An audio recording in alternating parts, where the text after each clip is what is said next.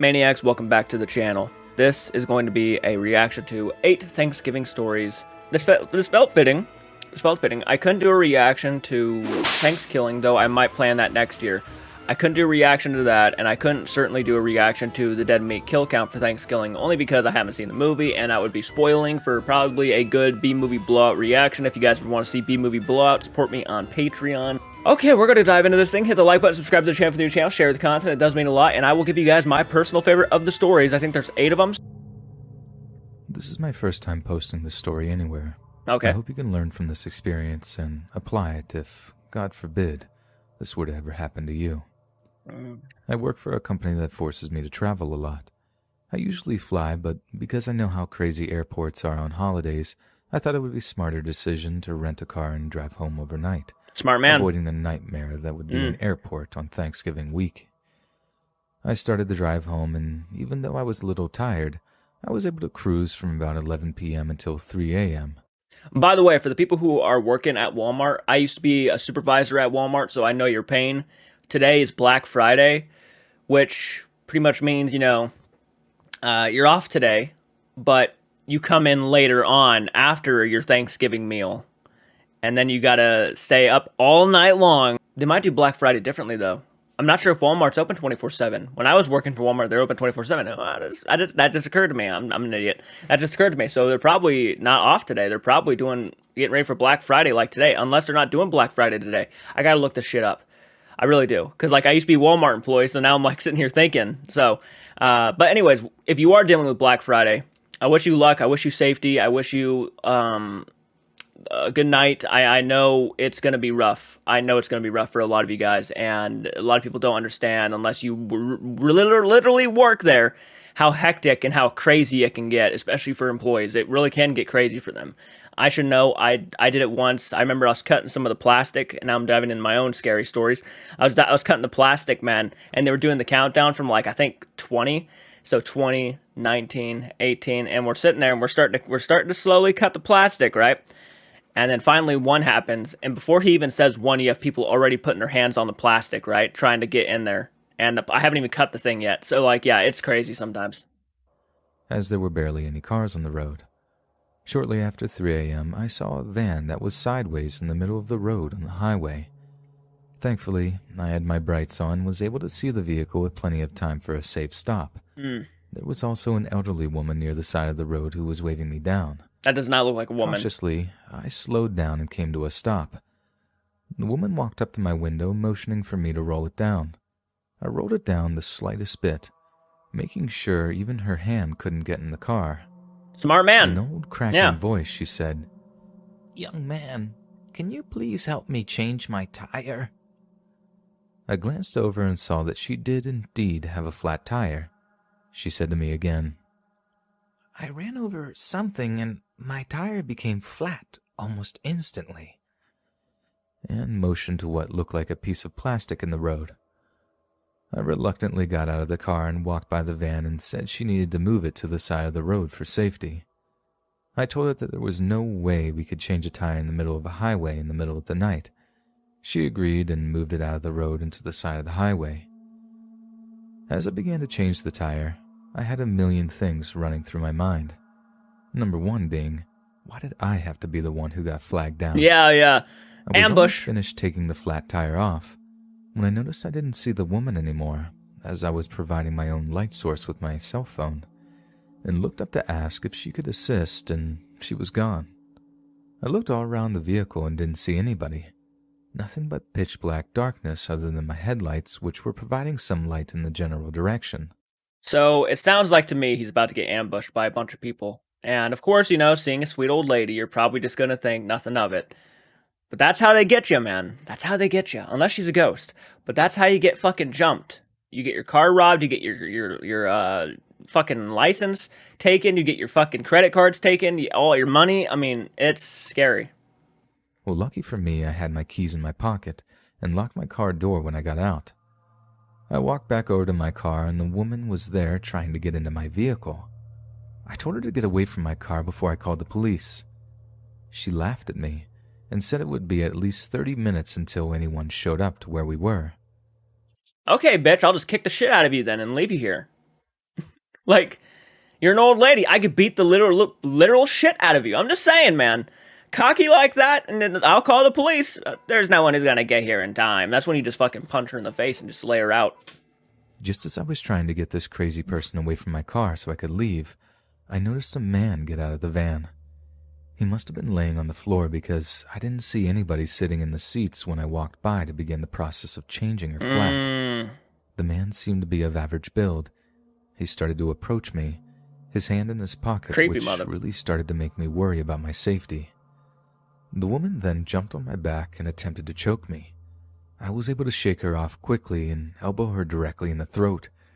She began to cough and gasp incessantly, which gave me the break I needed to get away. The guy who was approaching us devoted his attention to her, and I got in that car and sped away as fast as I could. I have never driven that fast in my entire life. The adrenaline from the events fueled me for the remainder of my... To me, it sounds like it was like a grandma's son trying to, like, get money sort of thing. You know what I mean? Like, I don't think they intended to hurt anybody, but when he started, like, threatening to call the cops and everything, she probably freaked out. I don't think they would have killed him or anything, but it was still sketchy because obviously the guy was more concerned with his grandma's well-being than he was just trying to get that person. So it didn't sound like they were going to really, like, probably murder the guy. I could see them trying to beat him the fuck up and take all of his stuff and drive away, but I don't think they would have murdered him. I could be 100% wrong, but it sounded like, yeah, it was just a sad attempt at trying to get more money or anything. Maybe they were hopped up on drugs. I don't know. There's a lot there, man. There's a lot there. I don't know. That was a weird story. It actually felt like, and some of these stories, you know, can be really fake, but that one felt genuinely so legit. Like, that just sounds like something that really could happen. So I'm kind of buying it. I'm kind of buying that one, man. That's pretty creepy. It's pretty creepy shit. Trip home. I know if someone else told me this story, I would ask, how dumb can you be, and emphasize how idiotic of a decision it was to get out of that car. I'm just glad that I was able to get out of that situation unharmed and get home to my family. Right. After police reports were called, I unfortunately never got any further information.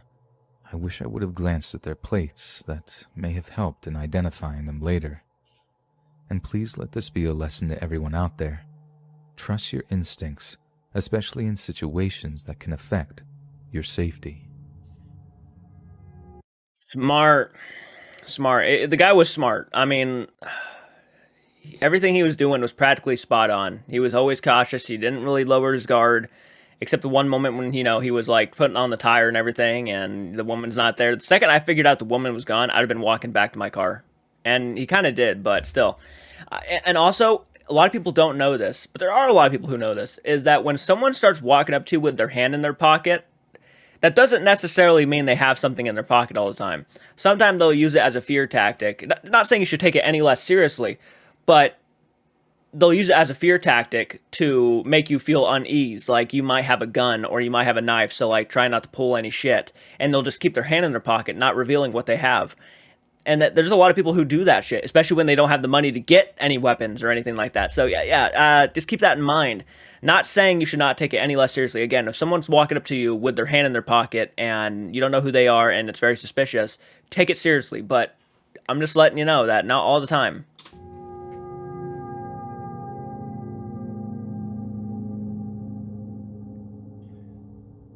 Oh, this must be the next one. Seem more weird than truly scary to many of you. At the time, I didn't really find it scary or terrifying myself.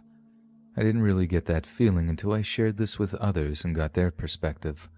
I'd be interested to see what, if any, comments any of you have regarding this experience. This event happened with my ex-girlfriend on Thanksgiving about 6 years ago. For the sake of anonymity, we will call her Kay. I met Kay in college, and at first, she was great. We shared similar interests and hobbies. Looks like he's like clicked instantly, and 30 years older than her. I was excited to meet the parents of my significant other. I was going to meet them on Thanksgiving so that everyone could have dinner together. Kay never really mentioned her family, so I was excited and intrigued when she asked me to join her for the holiday. I just noticed that. I think that's like the same car that the guy was fixing in the first story. I think that's like the same exact car. Fast forward a week or so and Thanksgiving finally comes. I make the 2-hour drive to her parents' house, and my first thought as I approach the house is, That's creepy. wow, this place is huge. It was a gigantic brown mansion. It was very large, but also looked very old. My best comparison is if you have ever seen the movie Clue. The outside of the house looked very similar to that, a mix between mansion and castle almost. I knocked on the door and almost immediately was greeted by a strange-looking guy. He was short, like 5 foot flat. He was bald and wearing an eye patch. I said, "Hey, is Kay here? I'm her boyfriend." He just proceeded to look at me and didn't answer. After a few awkward seconds, Kay walked over and happily greeted me and let me inside. As we walked away, she said in her soft voice, "Oh, don't mind him, that's just Eugene. He's like, I guess, kind of my uncle." Kind of weird way to put it, I thought, but whatever, I didn't think too much. Kind of my uncle. Okay, that's interesting. I'd have already been creeped out. I mean, there's nothing wrong with a guy wearing an eye patch, and that's not necessarily a bad thing all the time. But yeah, I would have already been creeped out. I mean, I already get nervous. I mean, the idea if I ever get like a girlfriend one day, and then I have to go meet her in-laws. I mean, that is intense no matter what. I feel like sometimes not, but like sometimes it kind of is. Much of it. As we walked through the house, I was blown away. I'd never seen anything like it. The ceilings were really high and the walls were covered with religious iconography. I wasn't raised with religion, so some of the images were foreign to me. Kay and I arrived and sat in what I assumed was the living room. There was no TV, no radio, just couches and some paintings all over the wall. The paintings seemed to cram together, trying to fit them all on the wall. An odd choice for such a nice home. Right. After a couple of minutes, her parents walked in. Her dad was clean-shaven with wild flowing hair and glasses that were just big enough for his eyeballs, and her mom had long black hair that went all the way down to her back and reached her legs. It looked like they were in their mid-60s if I had to guess. I was introduced and we made small talk. It really wasn't that bad, there was no awkward pauses, but her parents were not what I expected. They seemed a little strange or eccentric, I guess. Hiding something, While maybe? The 4 of us talked basically about school. Eugene came and stood in the doorway and began watching us. After a few more minutes of talking about school, her dad got up and said he had a surprise for us. He walked into the other room and brought out a lime green stereo boombox that looked like something straight out of the 90s. In his almost comical voice, he said, "This one is for you two. I hope you like it. It used to be Kay's favorite." I looked at Kay and she was smiling. I can't even imagine what my face looked like. Confused, surprised, however that translates to a face. He pressed play on the stereo. Music began to play and her dad started to dance with her mom. The music, if that's what you would want to call it, was the weirdest thing I had ever heard in my entire life. It was just like banging of instruments, very untuned instruments and other loud noises that honestly sounded like animals. Even more weird than the song that was playing were the movements of her parents. They just hopped around and were moving their bodies like they were puppets on strings or something. Thankfully, this only lasted a few minutes and we all sat down to dinner. Of course. What is that? What is this? Oh my gosh, that is the weirdest. I don't know what I would do. Like, she seems to be into it, but like I'd be just like, you know what? This is interesting. That's what I'd say. This is interesting. This is an interesting day. Like, this is... The dining room was no different than the rest of the house. There were paintings and religious images all over the walls. Yeah. We ate dinner in a combination of silence and her dad talking about politics and religion and how they were separate yet similar. I basically just stayed quiet and ate my food, which, looking back, was pretty unconventional for Thanksgiving dinner. Right. After the meal, we went back into the living room, and that's when her father told us he had one last surprise for us. In his high-pitched voice, he shouted, "It's now time for our annual Thanksgiving Day celebration." As I sat on the couch and tried to process what that could possibly mean, I noticed that more people were walking into the room. Are they gonna have an orgy? Are they gonna have like an orgy or something? Dude, I would not be surprised. A bunch of rich people fucking just having an orgy, right? Okay, everybody, let's get into it. There's a scarecrow, a teddy bear, a lumberjack, and one other that I think was supposed to be Jesus or some other religious figure. This is when I decided that I had had enough crazy for one night and had to get out of this place. I got up and announced to everyone that I had a family emergency and that I had to leave unexpectedly. I apologized and thanked them for everything thus far and said how happy I was to have met everyone. They all looked a little confused, especially Kay, but they shared their happiness in meeting me and their enjoyment of the night and wished me well on my drive home. As I drove away, I looked through my rearview mirror. I saw Kay and her parents waving goodbye to me from the doorway. Where to begin? This is the weirdest, strangest few hours of my life. I am obviously no longer with Kay, and I honestly am not sure she even came back to school after that because I never saw her in person again. We texted for a few days after the event, and she acted like everything was normal. I broke it off before holiday break was over, thinking it would be easier to do so before I saw her in person again. I swear part of me thinks I was on a hidden camera TV show that night or something. Does anyone from a rare religious sect know if any of this is a common tradition? Or was I just in a house with a bunch of crazy people on Thanksgiving? I don't necessarily think it was a bunch of crazy people. I don't. I don't. Genuinely, I don't. For all you know, because this guy did not stay at this place, and I wasn't there, so I didn't know how it was all playing out. Maybe it was weird how it was playing out. I don't know. But to me, it just sounded like, I don't necessarily know what was going on, but it sounds like a hell of a night. I'm just going to say, it just sounded like it was going to be a hell of a night. They probably bring out booze and alcohol, and I don't know. I don't know. It did kind of sound like it was leading into some weird orgy kind of thing. I guess it would have been, the fact that the guy was talking about politics and religion and stuff, and a bunch of people started coming out in costumes and everything. Maybe I could see why that would be weird. Maybe like there's some weird cult kind of thing going on. Maybe he thought he was going to be sacrificed, but I feel like if it was a cult kind of thing, they probably would not have let him leave. They probably would have just killed him right there and just, there was a lot of them, so they probably could have easily overpowered him. It sound like they were threatening his life at all. I don't know. It's a weird situation. It is a weird situation now I look back on it and think about it. But it doesn't mean it was necessarily like horrifying. Everything was going to go bloodshed or like everything was going to get crazy. I don't know, but it was an interesting story. I just wanted to share this short but freaky experience I had with my family many years ago on Thanksgiving. This Thanksgiving, my cousins and I got together with our respective families. I was the oldest of the cousins, 11 at the time. This particular year, our families decided to go to my great-aunt's house for dinner. It was a small little farmhouse pretty much in the middle of nowhere. No one liked going there, well, at least us kids, because it was boring and there was nothing to do. My great-aunt had recently lost her husband and obviously was very upset. Damn. Which is mostly the reason our families decided to go there this year. I met my great-aunt maybe once or twice in my entire life to this point, so I found this whole trip very weird and really wasn't looking forward to it. Before dinner, all of us kids decided we wanted to play hide and seek.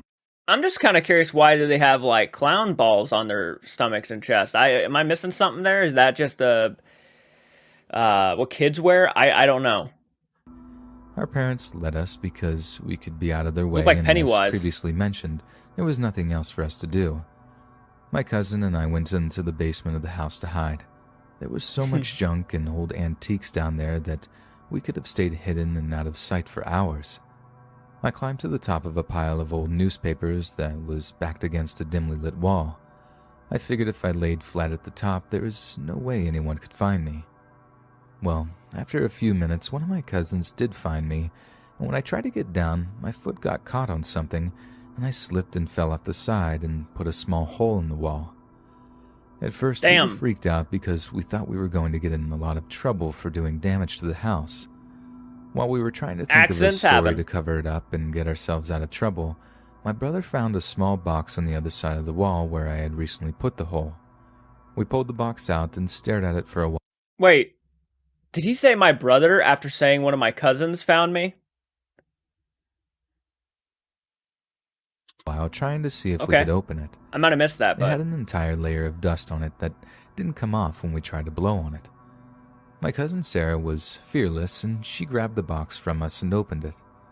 At first, we all felt like we won the lottery. It was filled with 20s, 50s, and hundreds. We were young, but we knew this was a lot of money. As we looked through the money, we eventually got to the bottom of the box, and this is where the excitement vanished. There was a small knife that looked like it had dried blood on it, and next to it was what looked like a skeletal finger or maybe even a toe. Of course, we all screamed and ran upstairs crying to our parents. Our parents looked at us very confused as to what happened. We all tried to blurt out our version of the story until, as calm as can be, my great-aunt giggled and said, "Oh, that's just Bob's box from when he used to mess around with his army buddies. I haven't seen that since his friend Raymond passed away." Well, fast forward years later, this story came up again, and we all tried to figure out what all that meant and what we actually I was found. sitting here thinking, like, did she murder her husband or something like that just to get money? I like, that's what I was starting to think. But if it was like a war kind of thing, maybe they just were like playing a game or something, or maybe like in the war, one of his buddies lost his finger or toe, so he kept it, or something along those weird lines. But, and I guess that's his savings, I would assume. But yeah, a weird thing to find. After consulting with our family, the story goes that our great-uncle Bob was involved in all sorts of crime in the Chicago area. He made a lot of dirty money and eventually gave it up when he had a family. Gotcha. Our family didn't have an answer as to the contents of the box or whose missing finger that could possibly be. Okay, so the guy was a crook. He was a criminal. And he probably tortured somebody and cut their finger off. And I guess for some weird reason decided, I'm going to keep this and I'm going to put it in my savings. Or maybe that was someone else's money he stole. Maybe he was just hiding it in the house. Creepy. Okay. None of these are really, like, terrifying. And not a lot. I guess they're taking place on Thanksgiving. Yeah, it's probably... Every year for Thanksgiving, my wife and I travel to her parents' house to relax for a few days, watch football, eat tons of food, and go Black Friday shopping. 2 years ago, I was unable to make this trip due to an incident that happened with one of our dogs.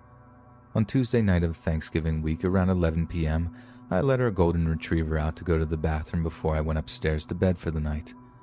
When I came back outside to let her in, she was barking very violently, sounding like she was going after another animal. When she made it into the garbage, it was apparent what happened. She had been sprayed in the face by a skunk. Fast forward 24 hours and we are dealing with a house and a dog that reeks like skunk.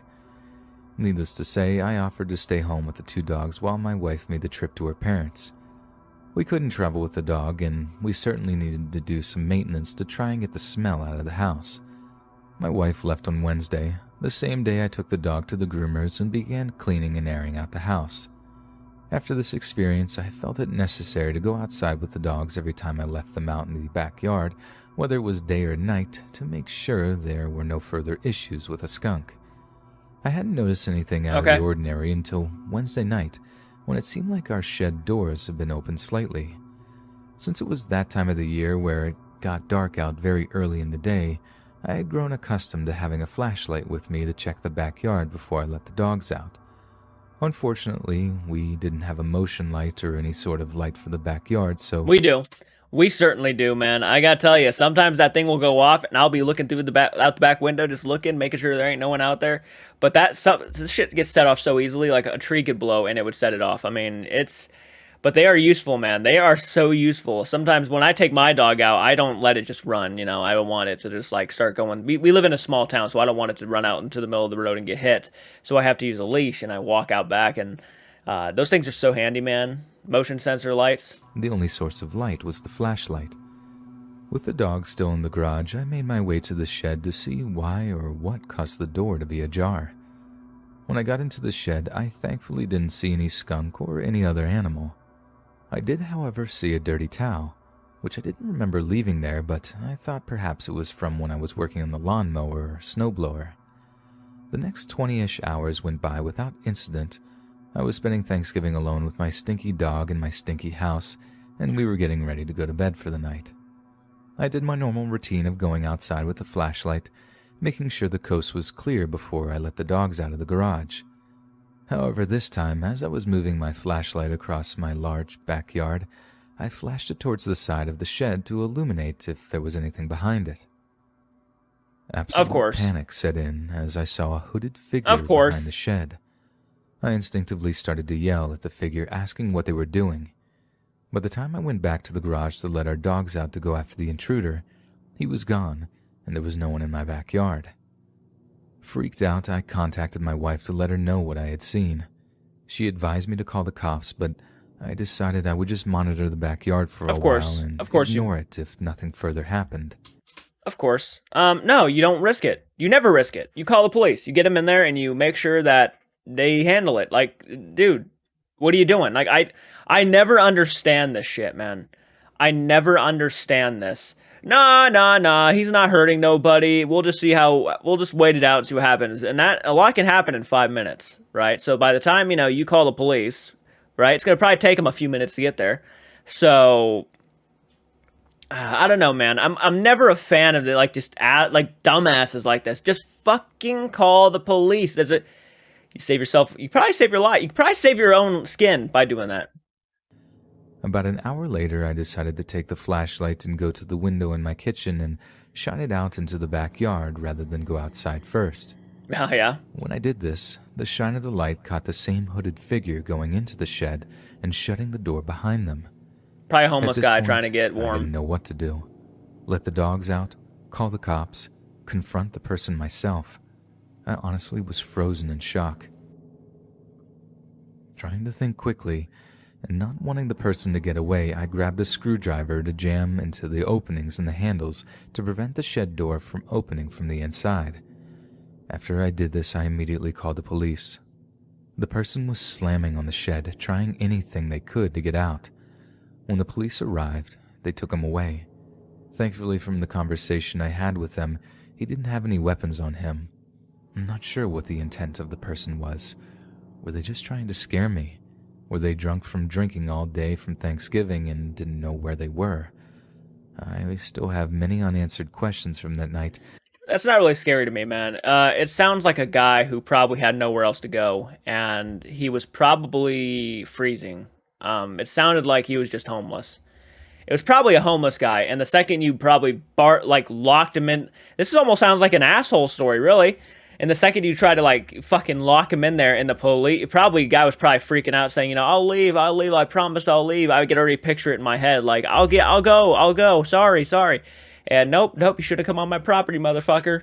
And I could just see that story playing out in my head, that one's not really scary at all to me. That just sounds like a guy trying to get warm. I mean, it is around Thanksgiving time, which means it's already getting cold out, it's fall. So, yeah. Including if the person was in the shed the night before, and that's why it was left ajar. Perhaps he was just a squatter. Either way, there was no further incident after this issue, and thankfully my dog has also remained skunk-free since then. We now have And look, don't get me wrong. I completely agree with the guy. The guy does not need to be in his shed. That's his property. That's his shed. You don't need to be in there. I get it. I'm not going to argue that. Absolutely 100%. I'd probably do the same thing. I'd probably just call the cops and say, hey, there's a guy out in my garage. Can we, get someone over here to make sure this guy isn't, going to be fucking dangerous or anything? And maybe remove him. Maybe find him a place to be for the night. I don't know, but he's in my garage, and it's kind of making me uncomfortable because this is my property. And I'd probably go ahead and get the police over there. But the way he did it almost sounds like, he was fucking just wanting him to be arrested I would just want to know why he's on my property. I feel bad for people who just don't have places to go. I really do. I genuinely do. I have a big heart, and I don't like to hear when people don't have a place to stay at night and they're freezing cold and there maybe for some reason they can't get a job. I feel for those people. I really do, man. I'm a guy. I live on this planet too. I have sympathy, so. Lights installed in our backyard, which will hopefully prevent anyone from trying to break in to our property again. I've worked in retail for many years, and one of my least favorite days to work is Black Friday. Yeah. Our store is packed to the brim. People are freaking out trying to get their items, and it is very rare to get through the night without any incident. One particular Black Friday sticks out in my memory due to an experience that I had with a customer. I was working out on the floor assisting customers with any questions that they may have had regarding our products or our sales. I had this one customer approach me to complain about not getting a ticket towards one of our better TV offers. I apologized and tried to explain that the tickets had been given out on Thursday night and there was nothing I could do at this point. The Never customer works. smelled so bad I could barely get this information out to them. Never works. Never works, man. I've tried to fucking tell customers. I remember, dude, I had one time, and this wasn't on Black Friday, but Easter had just passed. It was probably like a month after Easter, so it was probably getting close to summertime. And I remember this fucking old gentleman came up to me, and he was dead set on trying to find these chocolate Easter eggs, right? These chocolate Easter eggs that had a filling inside of them. I can't remember what they're called, but he was dead set on convincing me that our Walmart had these eggs.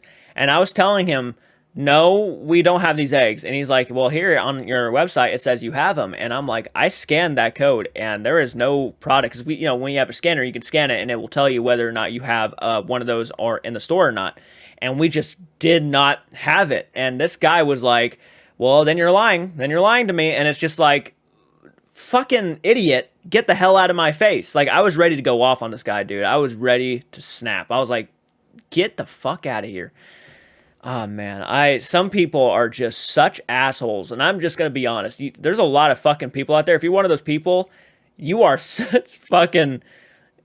Man... and trust me, I went to the back, man, and I was looking. Physically, I was looking, too. I'm like, I know we don't have him here, but I'll look because the guy's not leaving, and he's just dead set on fucking finding these eggs. And I was just like, oh, God, my head that day was just ready. I think I almost wanted to go home that day because I was just so fed up with Walmart at that point. Without gagging. His clothes were stained, and his appearance was ragged. After I explained the scenario to him one more time, a large smile came across his face, and he said, "I know it's not your fault, sweetie." I was beyond creeped and grossed out. I let him know that I had to go help other customers, and I hope he had a good conclusion to his evening. A short time later, I got a call up to register to try and assist with the long lines, and wouldn't you know it, I was cashing out the same guy who had been complaining to me just 15 to 20 minutes prior. And called you a sweetie? He began chatting with me, ignoring the fact that he had been irate with me minutes before. He asked my name, even though I had a name tag on, Rob. how long I had worked there, how old I was, etc. As I previously mentioned, this person smelled horrific and also began to seriously creep me out with their random questioning. He asked how late I had to work, and I stated that all employees had to stay until midnight due to the fact that we were so busy. Looking back, I probably shouldn't have told him anything. He continued with more creepy questions, and I finally got him out of my line and moved on to the next customers. Fast forward to a few hours later. No, you should not have told him what time you were getting on, man. I've been in work, dude. I worked, again, this is so relatable to me because I used to work for Walmart, and I remember I was also one day pushing carts because, I worked a little bit late. So we had to go outside to get all the carts and round them up and stuff and make sure each side of the building had carts for customers the next morning. So I was out there with my crew, and we were getting carts, and I'm not that big of a guy, so like I'm not that strong. And I remember I was out in the parking lot, man, and I had a truck that was stalking me. No joke. A truck was literally trying to get very close to me, and they would not leave me alone. They were doing circles around the parking lot and coming back around towards me. And at one point, I had to just ask a couple of the guys who were in my crew to like stand close to me in case they try to fucking grab me or something, because I don't trust them, man. They're really kind of creeping me out, and I just felt so uncomfortable. And there's a lot of creeps out there, man. I've been called sweetie. I've had people hit on me at Walmart. I've had people have their back on my chest and their butt almost in my private. Like, no joke, they would get that close to me. And it's creepy sometimes. It's unsettling. It's like, you don't know who these people are. Later, and I'm finally getting ready to leave after an exhausting day. I walked out to the parking lot with my coworker Matt and said goodbye to him and that I would see him on Sunday. As I made my way to my car, I thought it was so far this is the creepiest. Quiet, especially for how busy it had been throughout the day, when it was past midnight, so most stores were closed.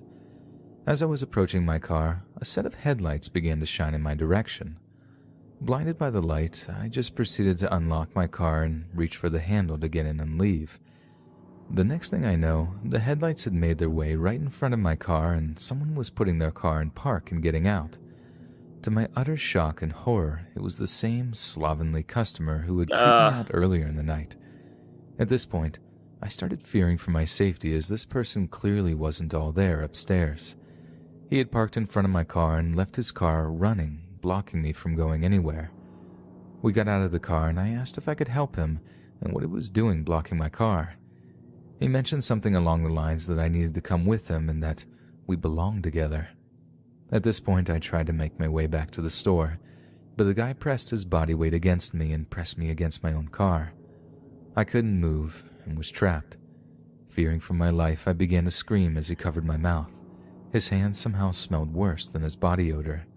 Oh my He God. began to try and move me towards his car, still trying to muffle my screams while dragging me with his other arm. Just when I thought I was going to be overpowered, a car horn began to honk incessantly. He let go of me and hopped in his car and sped off as quickly as he had arrived. The car that was honking then pulled up to me, and it was Matt. Thankfully, on his way out, he had noticed that there was a car blocking mine in, and as he got closer, saw that there was someone grabbing me. He immediately got on the phone with the police and began honking as he came over to my side of the parking lot. Matt waited with me for the police to arrive so that we could each give a Fuck that, guys. Fuck that. Oh my God. That's why Black Friday's scary. Not only inside the store, but outside the store too. You meet some weird people in Walmart. They all come there. They all come for those low prices, right? And you see everybody. So yeah, this is like no surprise. But the fact that he was like almost empowering this guy without even much of a fight. I don't know if he was like how old he was. Maybe he was like maybe he was like 20 years old and just not that strong. And at the time, I would have been probably in the same situation where it probably would not have taken much to actually like get me into a car, depending on how big this guy was. Like, seriously, it is a scary thought because, you know, just because I'm a man does not mean I am like built to be like the fucking strongest being on the planet. You could probably, if strong enough, get me into a car and drive away. Like, it's that scary. It is a scary job. You got to be careful. You got to be careful on who you talk to. You don't give all your information away like this guy did. Don't do that. Don't be so naive. Statement. The cops requested to get into the store so that we could check the camera footage in order to try to get a better view of the guy who had stalked me for the night. To my knowledge, they never caught him, or at least he was never charged. I haven't heard anything from the incident, but I am thankful that I had never seen that person again. No. And I'm very thankful to Matt for saving me that night. I've always wondered what could have happened if he hadn't been there.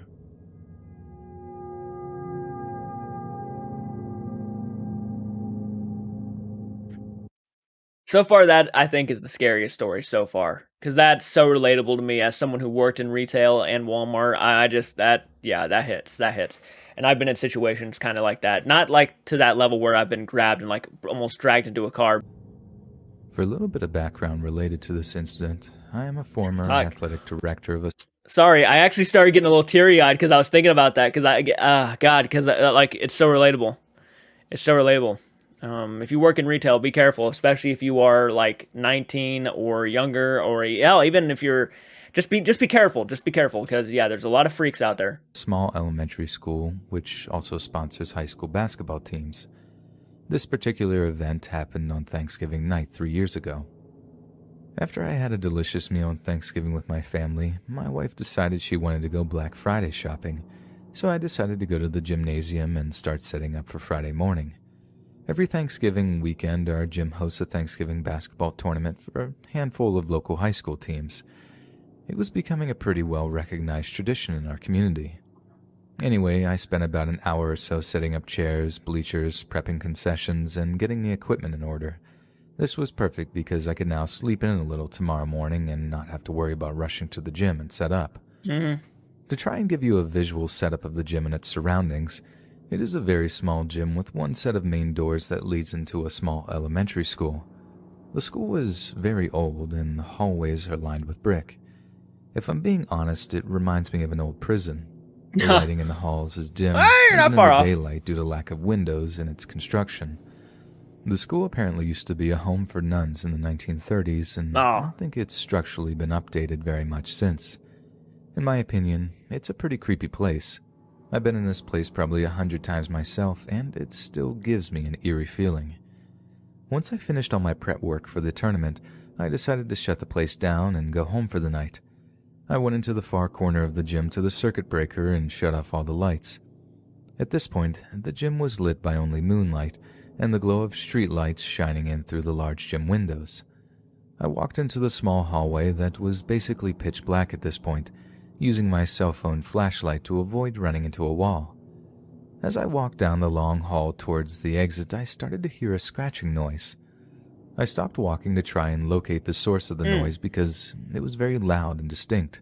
Yeah. It sounded like it was coming from one of the classrooms up ahead. As I pointed my cell phone flashlight up the hall, I noticed that one of the classroom doors were open. This was odd because the policy was that all the doors were to be locked when the teachers left for the evening. So a teacher didn't lock. Admittedly, I was a little spooked, thinking possibly an animal had gotten into the classroom or something else. But the only way to leave was passing the door in the hall to get to the main entrance, which was probably another 30 feet away. I continued.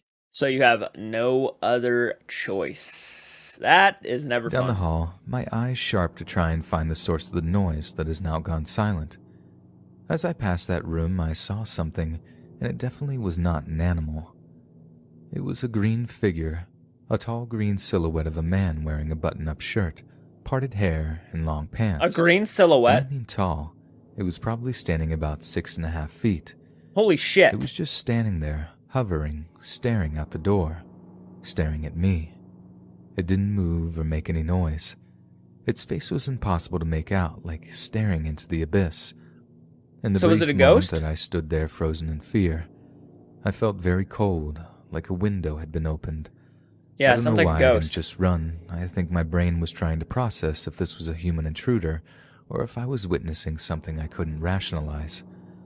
I snapped back to reality and began to sprint down the hall, looking back once more as I ran out the main entrance, now seeing the figure in the hallway.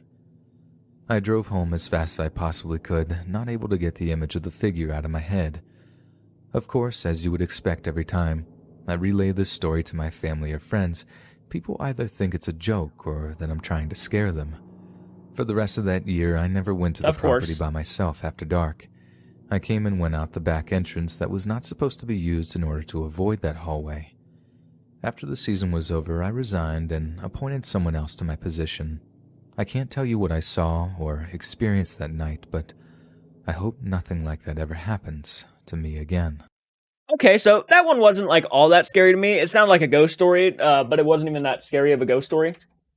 So that one was kind of underwhelming. But overall, I mean, the one, again, about Black Friday and that creepy guy, that one hit with me. So I think that one's my personal favorite of these Thanksgiving horror stories animated. So let me know down in the comments which one creeped you out the most. I'm curious to hear your guys' opinions. So yeah, definitely leave a like, subscribe to the Champion channel, share the content if you want some more content like this. I'll do more scary story reactions if you guys want me to. And yeah, guys, I hope you have a great, fantastic Thanksgiving, and I will see you as soon as possible. So until next time, guys, do keep it retro and do take care.